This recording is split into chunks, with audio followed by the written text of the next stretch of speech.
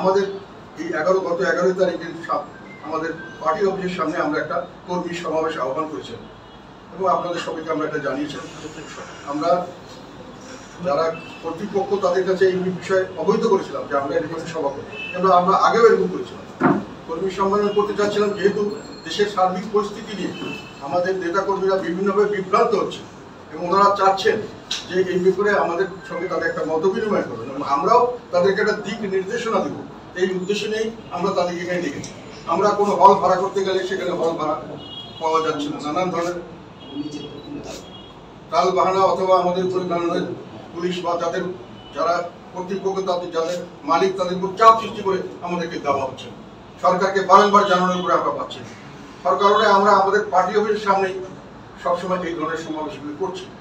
এটা একটু বৃহত্তর আকারে, তারপরেও আমরা পার্টি অফিসের সামনে ছাড়া অন্য কোনো জায়গায় করার মতো সুযোগ পাইনি, সেই জন্যই আমাদেরকে এখানে করতে হয়েছে এবং সেটা আমরা ওনাদেরকে জানিয়েছি কর্তৃপক্ষ যে আমরা করবো একেবারে শান্তিপূর্ণভাবে কিছুক্ষণ সময়ের জন্য এটা আমরা, এবং ওনারা আগে আমাদের অনুমতি দিয়েছে, আগে আমরা করেছি, এখনো ওই হিসাবে আমরা করতে এসেছি এবং আমরা একেবারে শান্তিপূর্ণভাবে এই সমাবেশটি হচ্ছিল কর্মী সভা। আমাদের সমস্ত ডিস্ট্রিক্ট থেকে, বাংলাদেশ সমস্ত ডিস্ট্রিক্ট কমিটি থেকে লোক এখানে এসেছিলেন স্বতঃস্ফূর্তভাবে, অত্যন্ত উৎসাহ উদ্দীপনার সঙ্গে, এবং তারা জাতীয় পার্টির রাজনীতি নিয়ে এবং তাদের মতামত নিয়ে আমাদের সামনে পেশ করছিলেন, আমাদের দিক নির্দেশনা আশা করছিলেন।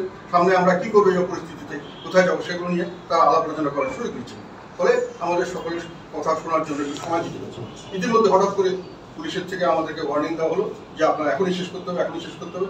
আমরা যখন বলছি যে ভাই এত দূর থেকে লোকজন এসছে, সারা রাত্রি ধরে না খেয়ে না ঘুমিয়ে এখানে হাজির হয়েছে, তাদের কথা আমরা শুনি, তাদেরকে আমরা কিছুটা কথা বলি, একটা সুযোগ দেন বিচার কথা বারংবার বলার পরেও কিন্তু ওনারা বললো আমরা এটা পারবো না, আমাদের নির্দেশ আছে, এবং সেইভাবে ওনারা আমাদের এই সভাটাকে বন্ধ করার জন্য বল প্রয়োগ করলেন।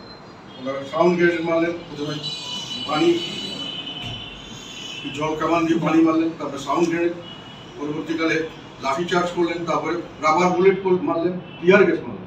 আমাদের লোককে ছত্রভঙ্গ করে দেওয়া হলো। আমাদের লোকেরা যেখানে সেখানে পালিয়ে গেল, প্রচুর মানুষ আহত হয়েছে, অনেকের কান শুনতে পাচ্ছে না, এরকম অবস্থা হয়েছে। তার থেকে দেখা যাচ্ছে গ্রেনেড কারণে অনেকের হাত পা মাংসপেশি ছিঁড়ে গেছে, অনেকের হাত বিভিন্নভাবে বুলেট বিদ্ধ হয়ে শরীরে বিভিন্ন অংশ রক্তাক্ত হয়ে গেছে, ইনফেকশন হয়েছে, অনেকের চোখে আঘাত পেয়েছে। যাই হোক, এটা যখন শেষ হয়ে গেল তখন আমরা একটা জিনিস পরিষ্কার বুঝতে পারলাম, সেটা হলো আমরা একটি নিবন্ধিত দল। আমাদের রাজনৈতিক কর্মকাণ্ডে কোনো বাধা দেওয়ার কোনো রকম নিয়ম কারণ নেই। সামনে একটি নির্বাচন ফেব্রুয়ারি মাসে তারা বলছেন, 2-3 মাস পরে। সেই নির্বাচনের জন্য সকলে নির্বাচনের বিভিন্নভাবে তাদের প্রচারণা চালিয়ে যাচ্ছে, সভা সমাবেশ করছেন, মানুষের সঙ্গে তারা তাদের ভোটারদের সঙ্গে করছেন, তাদের প্রোগ্রাম তুলে ধরছেন। আমরা একটা নিবন্ধিত দল, আমরা কোনোখানে যেতে পারছি না, কোনো কিছু করতে পারছি না। এখানে বসে আমরা একটা স্বাভাবিক একটা মত বিনিময় করবো, এতটুকু পর্যন্ত সরকার থেকে আমরা পারমিশন পেলাম। তাহলে সরকার নিজের থেকেই ঘোষণা দিয়ে একটা সার্টিফিকেট দিলেন যে বর্তমান সরকার নিরপেক্ষ নয়।